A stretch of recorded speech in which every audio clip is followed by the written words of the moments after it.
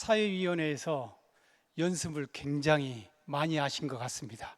목소리도 크고 목이 센 것 같은 그런 생각까지 들었는데, 우리 사회위원회에 성령이 함께하여 주셔서 두려움 없이 정의를 사랑으로 늘 선포하는 우리 사회위원회 되기를 축원합니다.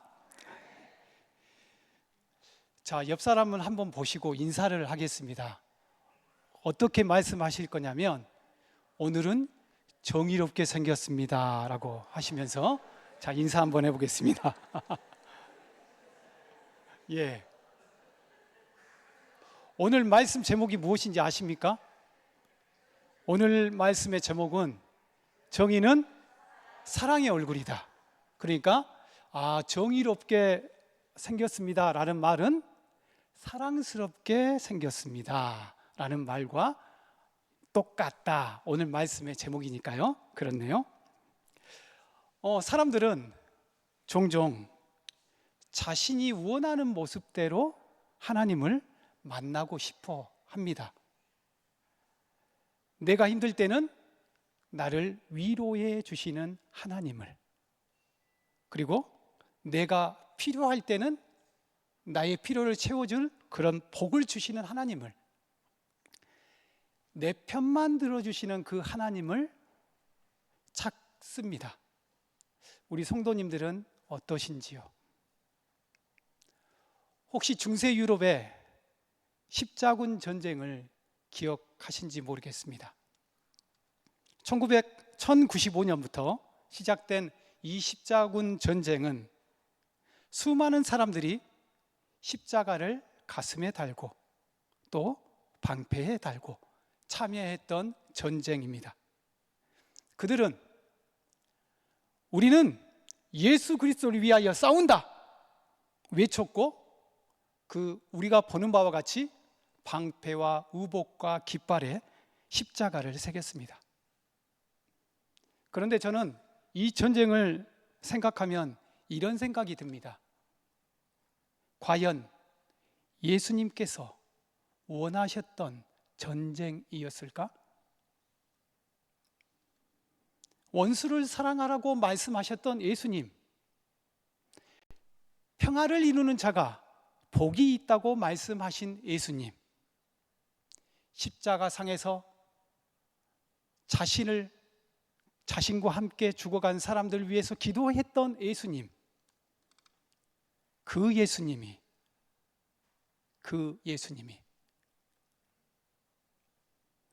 예수님의 이름으로 수많은 사람들을 죽이고 상처 입고 고통을 당하게 했습니다. 물론 역사는 복잡하여 단순하게 평가할 수는 없습니다. 그러나 분명한 사실 한 가지는 있습니다. 사람은 때때로 하나님의 이름을 빌려 자신의 욕망을 정당화시킨다는 것입니다. 하나님을 믿는다고 말하지만 사실은 자신의 욕심을 섬기고, 예수님을 따른다고 말하지만 사실은 자신의 이익을 추구하고, 하나님께 예배 드린다고 말하지만 사실은 하나님을 이용하려고 합니다. 이것이 인간의 죄성입니다. 이 인간의 죄성, 이 죄성은 오늘 말씀 아모스 시대에 이스라엘도 마찬가지였습니다. 이 아모스 시대는 북이스라엘에서 가장 부유했던 시대 가운데 하나였습니다. 나라가 강성했고요, 그리고 경제도 성장했고요, 사람들은 풍요를 누렸습니다. 그래서 종교 활동도 활발하게 진행됐습니다. 베델과 길갈에는 수많은 사람들이 모여 제사를 드렸고, 절기마다 사람들은 성전에 가득 찼습니다.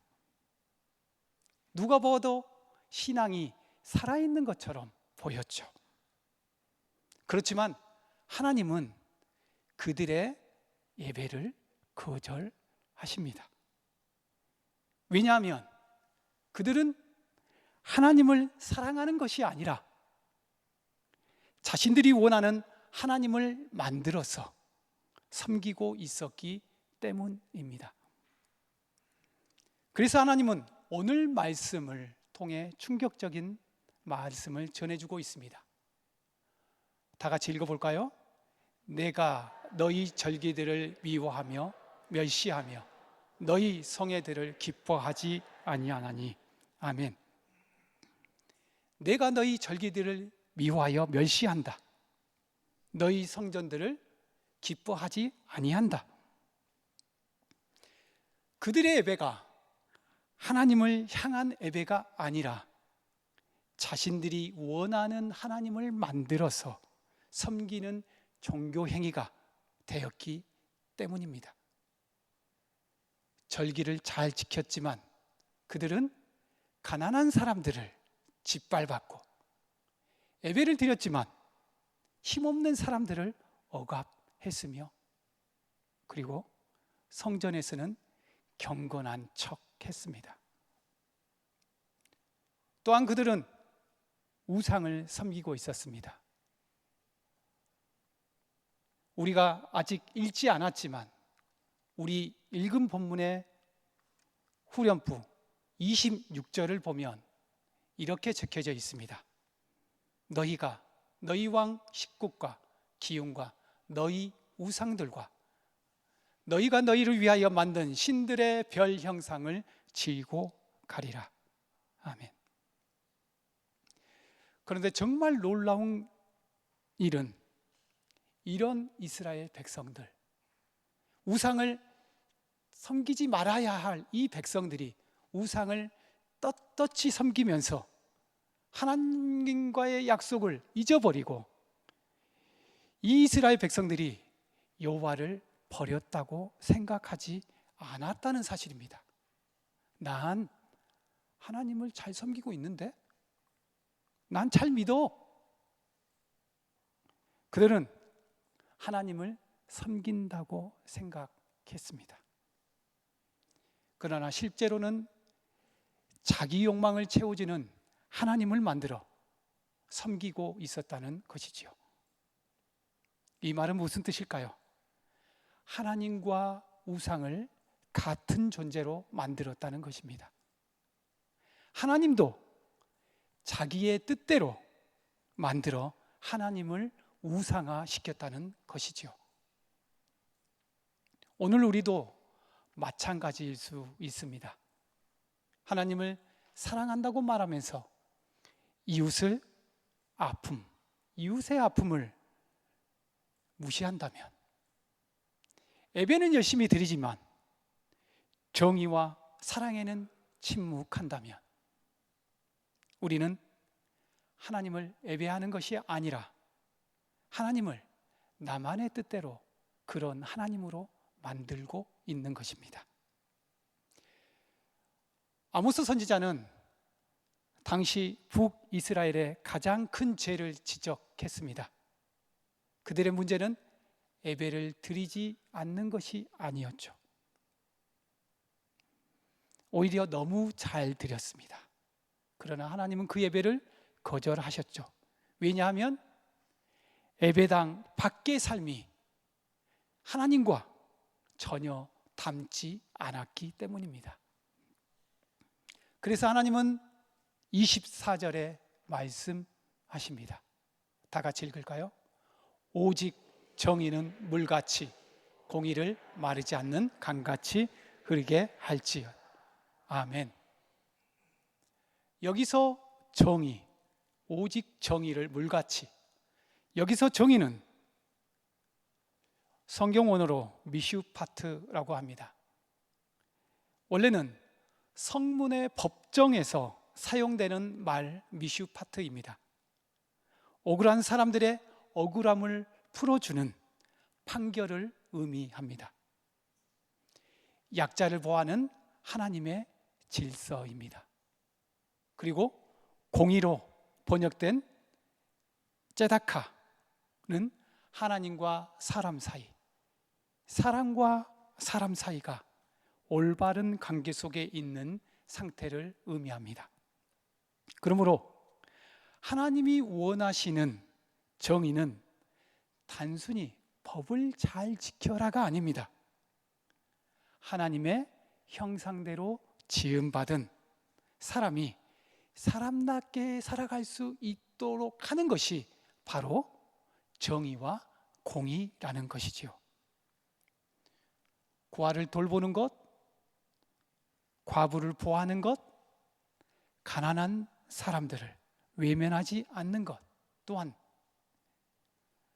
억울한 사람의 편에 서는 것이 바로 성경에서 말하는 정의입니다. 그런데 우리는 종종 예배만 잘 드리면 된다라고 생각을 합니다. 그러나 하나님은 오늘 아모스를 통해서 그런 생각을 무너뜨리는 것이죠. 하나님께서는 예배당 안에서 예배드리는 이 경건의 모습만 보지 않으십니다. 예배당 밖에서 어떻게 살아가시는지를 보시는 분이 바로 우리 하나님이십니다. 하나님께서는 찬양보다 정의를, 제사보다 공의를, 종교 행위보다 삶의 순종을 원하셨던 것입니다. 요한일서는 아모스의 메시지를 신약에서 다시 한번 들려주시는 말씀인데, 요한일서에서 요한은 사랑이라는 단어를 40번 이상 사용을 합니다. 그리고 요한일서는 우리에게 사랑의 기준을 보여줍니다. 16절 말씀 한번 읽어볼까요? 그가 우리를 위하여 목숨을 버리셨으니 우리가 이로써 사랑을 알고 우리도 형제들을 위하여 목숨을 버리는 것이 마땅하니라. 아멘.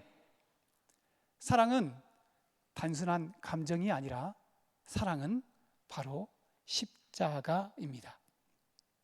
예수님께서는 우리를 위해 자신의 생명을 내어주셨습니다.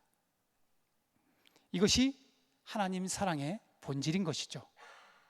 그리고 이어서 요한은 묻습니다. 17절입니다.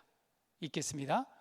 누가 이 세상의 재물을 가지고 형제의 궁핍함을 보고도 도와줄 마음을 닫으면 하나님의 사랑이 어찌 그 속에 거하겠느냐. 아멘.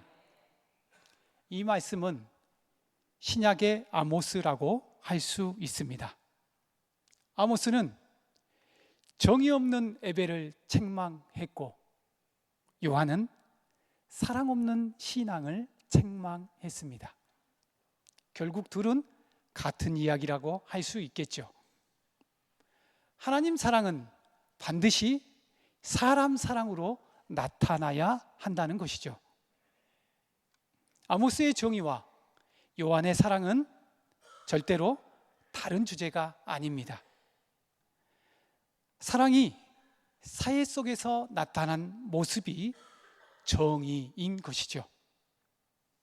정의 없는 사랑은 감상주의가 됩니다. 안타깝다라고 말하지만 아무것도 하지 않습니다. 반대로 사랑 없는 정의는 율법주의에 빠져들게 됩니다. 옳은 말을 하지만 사람은 사람을 살리지는 못합니다. 예수님 안에서 정의와 사랑은 하나가 되는데요. 예수님은 죄를 미워하셨지만 죄인을 품으셨습니다. 또한 불의에 침묵하시지 않으셨지만 상처 입은 사람들을 정죄하지 않으셨습니다. 십자가는 하나님의 정의와 사랑이 만나는 자리인 것입니다. 그러므로 교회는 정의를 말해야 합니다. 그러나 사랑 없이 말하는 것은 안 되겠죠. 그리고 교회는 사랑해야 합니다. 그러나 불의를 외면하는 사랑은 안 됩니다. 사랑하는 성도 여러분, 우리 교회는 독립만세 운동의 역사를 기억합니다. 4월 4일에 독립만세 운동의 모습을 재현하면서 우리가 기념식을 가졌고 예배를 드렸습니다. 어른뿐만이 아니라 올해 있었던 겨울 성경학교 어린이들도 4.4 독립만세 운동을 했습니다. 다음 보여주시죠.